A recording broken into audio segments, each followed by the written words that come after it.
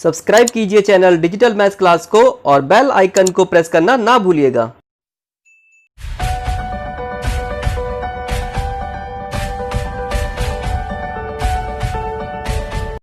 Dear student, स्वागत है आप सभी का आज की क्लास में। चैप्टर 2 रिलेशंस एंड फंक्शन में आज हम स्टडी करेंगे फलन के डोमेन और परिसर ज्ञात करना। To find domain and range of a function. कैसे हम किसी फलन का डोमेन और परिसर ज्ञात कर सकते हैं। तो इसे समझने के लिए एक बार फिर से संक्षेप में समझ लेते हैं कि फलन क्या होता है। फलन एक विशेष प्रकार का संबंध होता है। फलन अगर कोई समुच्चय है A, तो समुच्चय A से समुच्चय B में एक विशेष प्रकार का संबंध होता है और इसकी दो विशेषताएं होती हैं। एक विशेषता तो यह होती है कि समुच्चय A का हर एक एलिमेंट समुच्चय B के एलिमेंट से संबंधित होता है। समुच्चय A में कोई भी एलिमेंट नहीं छूटेगा। इसका जो हर एक एलिमेंट होगा वो समुच्चय B के एलिमेंट से संबंधित होगा। और दूसरी विशेषता यह होती है कि समुच्चय A का हर एक एलिमेंट का समुच्चय B में एक और केवल एक प्रतिबिंब होता है। केवल एक प्रतिबिंब होने का मतलब है कि इसका अद्वितीय प्रतिबिंब होगा, इसका यूनिक इमेज होगा। तो इस प्रकार का जो विशेष प्रकार का संबंध होता है जिसमें समुच्चय A का हर एक एलिमेंट का समुच्चय B में एक और केवल एक प्रतिबिंब होता है, तो इस विशेष प्रकार के संबंध को ही फलन कहते हैं।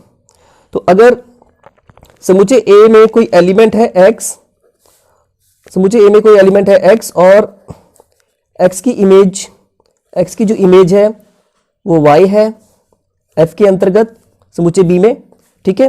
तो इसे इस तरह से लिखा जाता है y equal to f of x, ठीक है। और अगर ये सेट A वास्तविक संख्याओं का समुच्चय है, रियल नंबर्स का सेट है, या वास्तविक संख्याओं के समुच्चय का उपसमुच्चय, रियल नंबर के सेट का सबसेट, और जो सेट B है ये भी सेट ऑफ रियल नंबर वास्तविक संख्याओं का समुच्चय या वास्तविक संख्याओं के समुच्चयों का उपसमुच्चय, तो इस प्रकार का जो फलन होता है इसे कहते हैं वास्तविक फलन। और यहां पर जो भी फलन होगा वो वास्तविक फलन होगा, और अगर नहीं भी दिया है कि वास्तविक फलन है तो उसे हम वास्तविक फलन मान करके ही फलन का डोमेन और रेंज ज्ञात करेंगे, ठीक है। अब यहां पे जो सेट A है, ये पूरा सेट A इसे कहते हैं फलन का डोमेन, और ये जो पूरा सेट है सेट B इसे कहते हैं फंक्शन का कोडोमेन, फलन का सहप्रांत, ठीक है। और सेट A के सभी एलिमेंट्स के जो प्रतिबिंब होते हैं, जो इमेजेस होते हैं, इसका जो सेट होता है प्रतिबिंबों का समुच्चय, इसे कहते हैं फलन का परिसर, रेंज ऑफ फंक्शन। आइए अब समझते हैं कि किसी रियल फंक्शन का, वास्तविक फलन का डोमेन और रेंज कैसे ज्ञात करते हैं। किसी फंक्शन का डोमेन और रेंज ज्ञात करना ये मोस्ट इंपॉर्टेंट टॉपिक है, क्योंकि जब हम फंक्शन को स्टडी करते हैं या हम फंक्शन को डिस्कस करते हैं तो हमें फंक्शन का डोमेन, कोडोमेन और रेंज मालूम होना चाहिए, ठीक है। तो किसी फंक्शन का जो डोमेन है इसके लिए हमें सेट A निकालना होगा, और सेट A निकालने के लिए हमें निकालनी होगी x के मान, ठीक है। x के वो मान जिसके लिए फलन परिभाषित हो व वास्तविक हो। वास्तविक क्यों? क्योंकि ये जो फंक्शन हमें यहाँ पे दिया होगा ये वास्तविक फलन होगा, और अगर नहीं भी दिया है तो इसे हम वास्तविक मान करके ही फलन का डोमेन और रेंज ज्ञात करेंगे। ये बात को ध्यान में रखना है, ठीक है। तो डोमेन ज्ञात करने के लिए हम x के मान ज्ञात करते हैं, x के वह मान ज्ञात करते हैं जिसके लिए फलन क्या होना चाहिए, परिभाषित होना चाहिए और वास्तविक होना चाहिए। और परिसर ज्ञात करने के लिए हम सेट A के जो एलिमेंट्स हैं उनके प्रतिबिंब, समुच्चय A के जो सभी जो x है, x के प्रतिबिंब y का मान ज्ञात करते हैं। तो परिसर ज्ञात करने के लिए हम y का मान ज्ञात करते हैं, जो कि क्या है, समुच्चय A के एलिमेंट्स के प्रतिबिंब है, x के प्रतिबिंब है, x की इमेज है, ठीक है। तो डोमेन ज्ञात करने के लिए हम x के वो मान ज्ञात करेंगे जिसके लिए फलन परिभाषित व वास्तविक हो, और परिसर ज्ञात करने के लिए हम y का मान ज्ञात करेंगे जो कि डोमेन के सभी एलिमेंट्स के इमेजेस होंगे, ठीक है। तो कुछ उदाहरणों से समझते हैं कि कैसे हम डोमेन और रेंज ज्ञात करते हैं। इन एग्जांपल्स को डिस्कस करते हैं और समझते हैं कैसे किसी फलन का प्रांत व परिसर ज्ञात किया जा सकता है। तो इस एग्जांपल में यहाँ पे दो फंक्शन हमें गिवन है और हमें इन फलनों के प्रांत मीन्स डोमेन व परिसर मीन्स रेंज ज्ञात करना है, ठीक है। तो पहले इसका फर्स्ट पार्ट देखते हैं। फर्स्ट पार्ट में हमें फंक्शन गिवन है y equal to f of x equal to x minus 2 x minus two upon 3 minus x. ठीक है, तो हमें इस फलन का प्रांत व परिसर ज्ञात करना है। ठीक है, इसका डोमेन और रेंज निकालना है। तो पहले डोमेन निकालते हैं। ठीक है, इसका डोमेन ज्ञात करते हैं। और किसी फलन का जो डोमेन होता है ये x के उन मानों का समुच्चय होता है जिसके लिए फलन परिभाषित व वास्तविक होता है। ठीक है, तो यहाँ पे हम x के उन मानों को ज्ञात करेंगे जिसके लिए फलन परिभाषित है और वास्तविक है।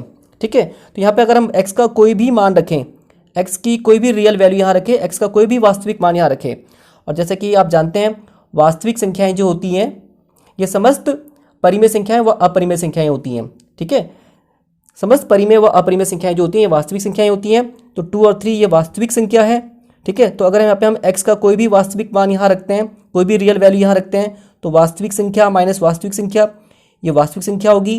ठीक है, अपॉन 3 एक वास्तविक संख्या है, माइनस x अगर हम कोई वास्तविक संख्या रखते हैं तो वास्तविक संख्या माइनस वास्तविक संख्या ये भी एक वास्तविक संख्या है। ठीक है, तो वास्तविक संख्या बटे वास्तविक संख्या, तो ये पूरी क्या होगी, वास्तविक संख्या होगी। ठीक है, तो इसका मतलब ये है कि यहाँ पर अगर हम x का कोई भी वास्तविक मान यहाँ रखते हैं, कोई भी रियल वैल्यू यहाँ रखते हैं, तो उसके लिए फलन क्या होगा, वास्तविक होगा। x के सभी वास्तविक मानों के लिए फलन वास्तविक है। ठीक है, तो अब देखते हैं कि x के किन मानों के लिए फलन परिभाषित है। और हम जानते हैं कि कोई भी संख्या अगर उसके हर में 0 है तो वह संख्या अपरिभाषित होती है। ठीक है, तो फलन परिभाषित होगा, f ऑफ x परिभाषित है,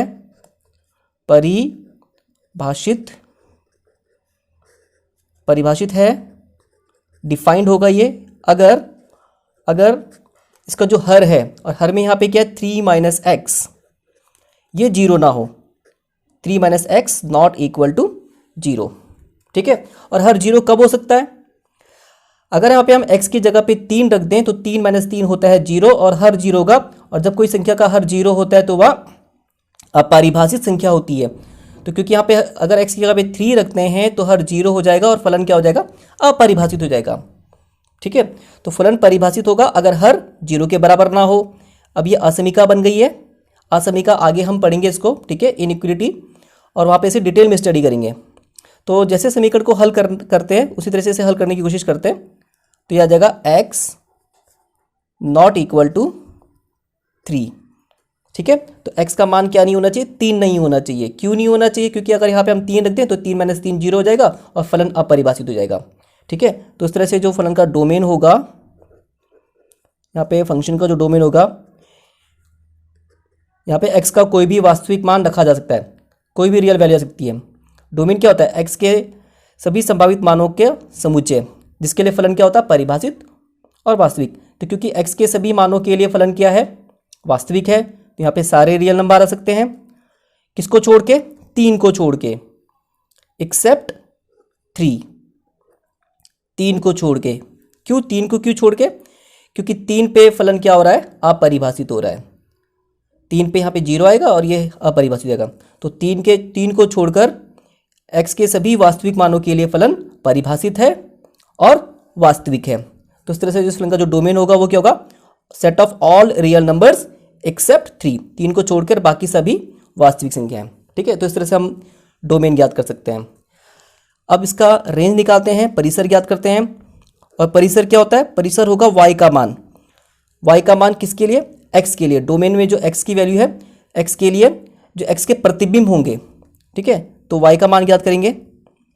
और रेंज निकालने के लिए पहले यहाँ पे फंक्शन को लिख देंगे y equal to f of x. ठीक है, ये जगह y is equal to function यहाँ पे है x minus 2 upon 3 minus x.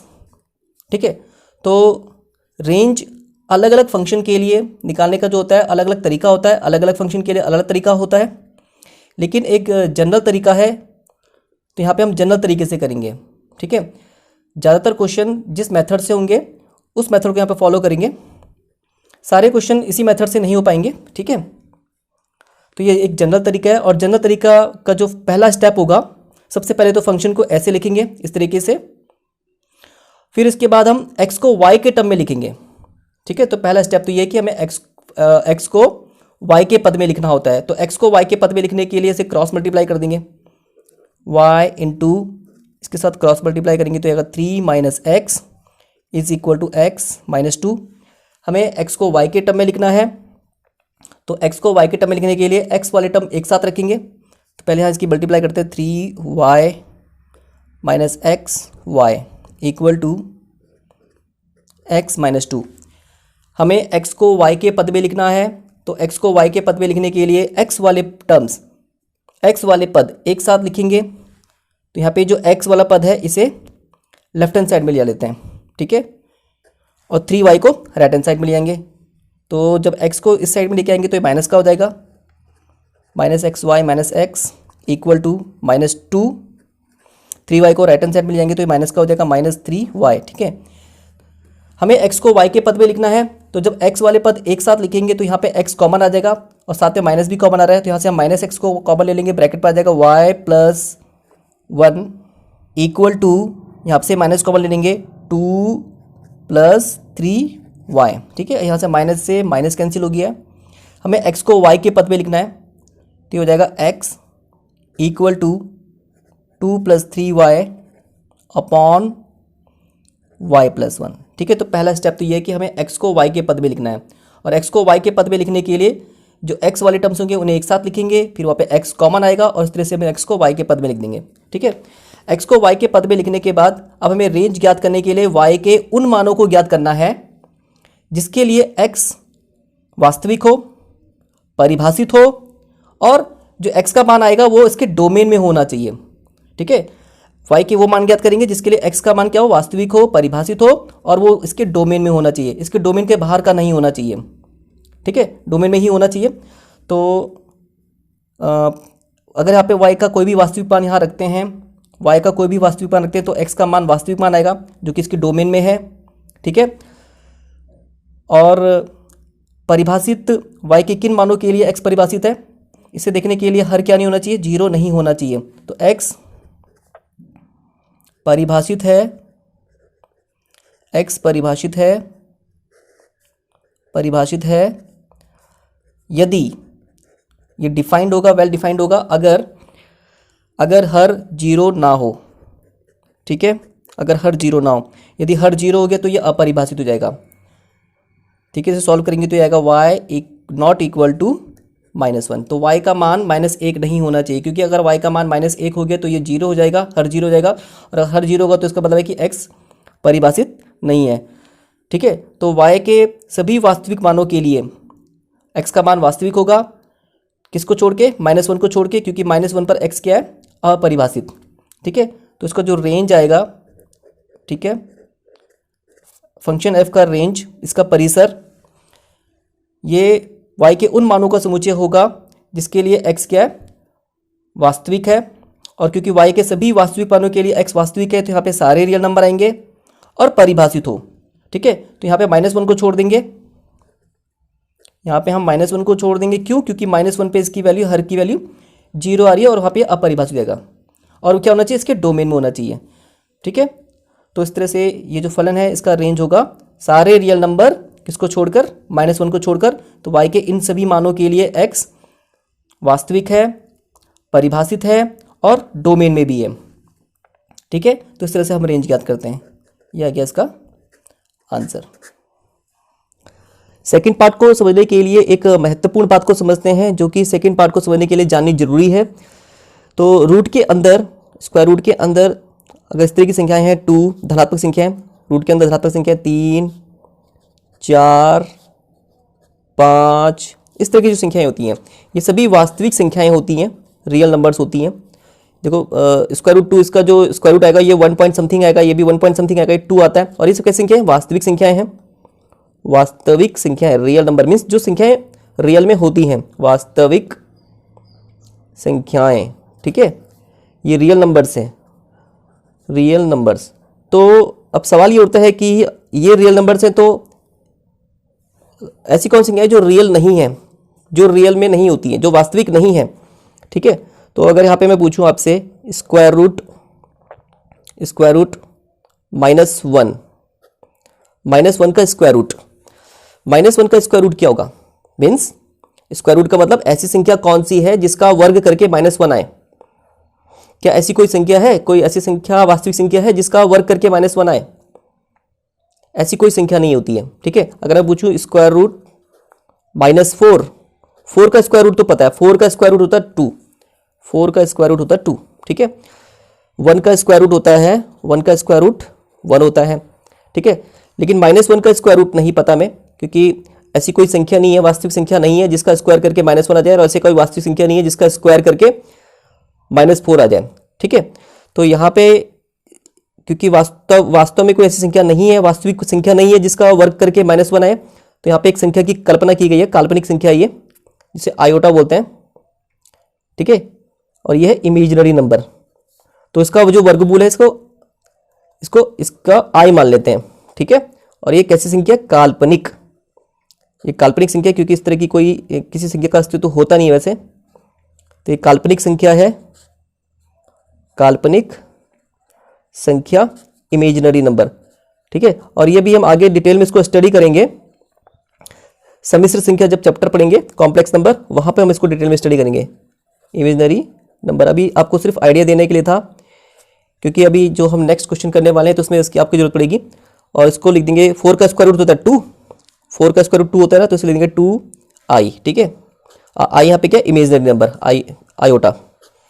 ठीक है, तो इसका मतलब यह है कि अगर रूट के अंदर नेगेटिव संख्या है, रूट के अंदर अगर नेगेटिव संख्या है तो वो काल्पनिक संख्या होती है। ठीक है, तो अगर रूट के अंदर पॉजिटिव संख्या है तो वास्तविक संख्या, रूट के अंदर नेगेटिव है तो वो काल्पनिक संख्या होती है। ठीक है, अब करते हैं सेकंड पार्ट। नेक्स्ट डिस्कस करते हैं सेकंड पार्ट। सेकंड पार्ट में हमें एक फंक्शन गिवन है y equal to f of x is equal to square root x minus 2। ठीक है, हमें इसका डोमेन और रेंज ज्ञात करना है। तो सबसे पहले डिस्कस करते हैं डोमेन को, प्रांत को। ठीक है, और डोमेन के लिए हम क्या करते हैं? डोमेन के लिए हम x के उन मानों का समुच्चय ज्ञात करते हैं जिसके लिए फलन परिभाषित हो और वास्तविक हो। ठीक है, तो सबसे पहले देखते हैं कि x के किन मानों के लिए फलन परिभाषित है। ठीक है, अब परिभाषित होने के लिए क्या होना चाहिए? परिभाषित होने के लिए हर 0 के बराबर नहीं होना चाहिए। ठीक है, तो ये जो फलन है इसके फलन के हर में कुछ नहीं दिया है, तो जब हर में कुछ नहीं लिखा होता है तो इट मीन्स हर में 1 होता है। ठीक है, यहाँ पे हर में 1 है, लिखने की जरूरत नहीं है, ये आपको समझाने के लिए यहाँ पे लिखा है 1। ठीक है, तो यहाँ पे एक लिखने की जरूरत नहीं है, तो क्योंकि हर में 1 है, फिक्स्ड है, तो ये 0 के बराबर नहीं हो सकता। ठीक है, तो इस तरह से x के सभी वास्तविक मानों के लिए, x का यहाँ पे कोई भी वास्तविक मान रखें, हर 0 के बराबर नहीं हो सकता है। x के सभी वास्तविक मानों के लिए फलन परिभाषित है। ठीक है, तो अब चेक करते हैं वास्तविक के लिए। तो अभी हमने डिस्कस किया कि रूट के अंदर अगर पॉजिटिव संख्या है तो वह वास्तविक संख्या होती है, और अगर रूट के अंदर नेगेटिव संख्या है, ऋणात्मक संख्या है, तो वह काल्पनिक संख्या होती है, वो इमेजिनरी नंबर होता है। ठीक है, तो अब हमें देखना है कि x के किन मानों के लिए फलन वास्तविक है। तो f ऑफ x वास्तविक है, वास्तविक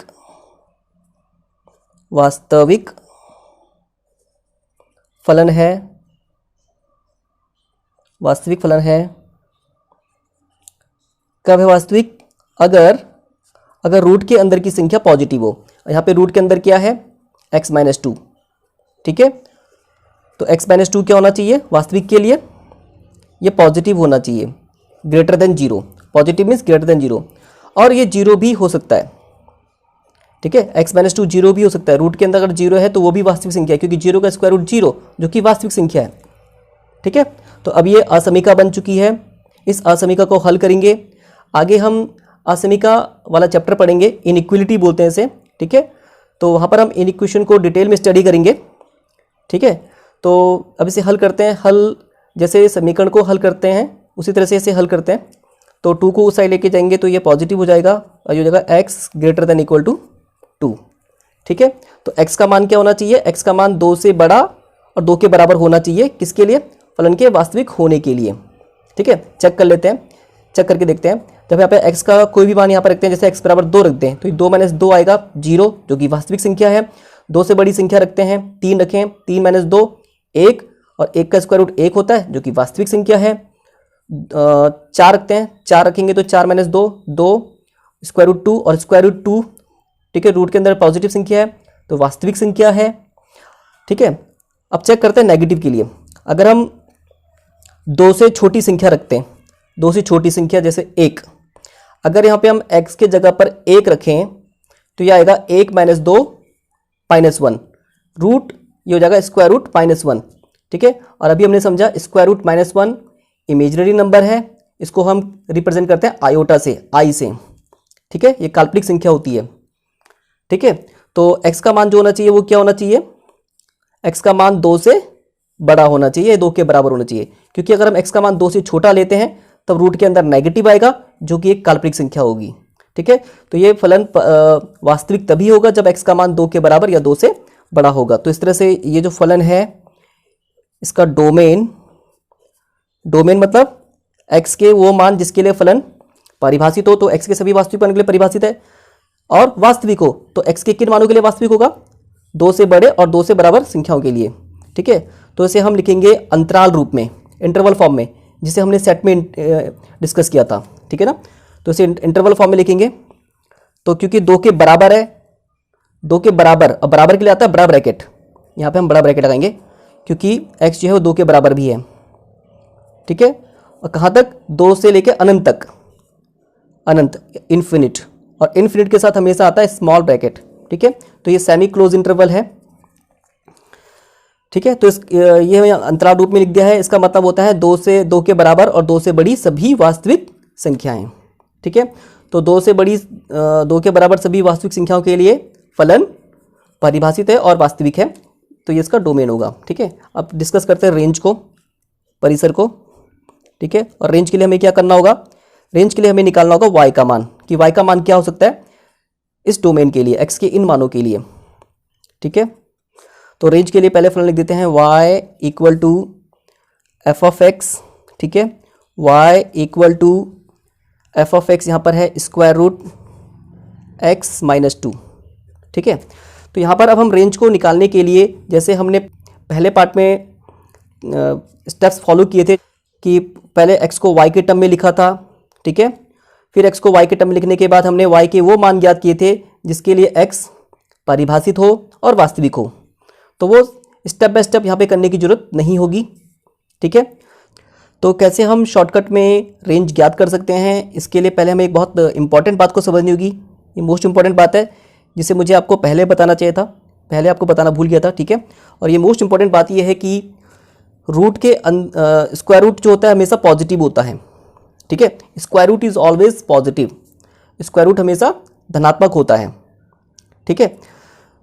जैसे स्क्वायर रूट 4, तो स्क्वायर रूट 4 इसका मान आता है +2, धनात्मक 2। कुछ बच्चों को ये कन्फ्यूजन रहता है कि स्क्वायर रूट 4 की जो वैल्यू आनी चाहिए वो +-2 आनी चाहिए, ठीक है। तो जैसे मैंने भी बताया था कि स्क्वायर रूट हमेशा जो होता है पॉजिटिव होता है, तो स्क्वायर रूट 4 की ये वैल्यू सही है +2, और ये वैल्यू सही नहीं है, ये वैल्यू गलत है, ठीक है। प्लस माइनस नहीं होगा, केवल प्लस होगा, ठीक है। अच्छा, यहाँ पे जो प्लस माइनस वाला जो कन्फ्यूजन होता है बच्चों को, वो इसलिए होता है, अगर भाई इस प्रकार की समीकरण दी है x² = 4, ठीक है, तो इसका जो हल आता है वो इस तरह से आता है x = +-2। तो इस वजह से ये कन्फ्यूजन होता है कि स्क्वायर रूट 4 भी +-2 होगा। अब ये बता देता हूँ कि ये प्लस माइनस क्यों आता है। ये प्लस माइनस इसलिए आता है, अगर अब इसको 4 को इधर लेके आए, इसको सॉल्व करें, x², 4 को इस साइड लेके आएंगे तो ये माइनस का हो जाएगा, x - 4 = 0, ठीक है। अब ये a² - b² की फॉर्म में आ चुका है, a² - b², और a² - b² होता है a + b × a - b = 0, ठीक है। अब इन दोनों का प्रोडक्ट 0 है, इन दोनों का गुणनफल 0 है, तो दोनों में से कोई एक 0 होगा, या तो ये 0 होगा। अगर ये 0 है तो x = -2 आएगा, और अगर ये 0 है तो x = 2 आएगा। तो इस तरह से x के दो मान आ गए, -2 और +2। इस तरह से x की वैल्यू +-2 होती है अगर हमें इस तरह की समीकरण दी है। लेकिन अगर केवल स्क्वायर रूट पूछा है तो वो पॉजिटिव होगा, वो ये सही होगा, ठीक है। तो कहने का मतलब है कि स्क्वायर रूट हमेशा पॉजिटिव होता है। तो क्योंकि ये स्क्वायर रूट है, y = x - 2, और स्क्वायर रूट हमेशा पॉजिटिव होता है, तो ये पॉजिटिव होगा, >0, ठीक है। और इसका मान 0 के बराबर भी हो सकता है, जैसे कि अभी हमने यहाँ पे देखा कि x का मान यहाँ पे 2 हो सकता है, x का मान 2 यहाँ पे चलेगा।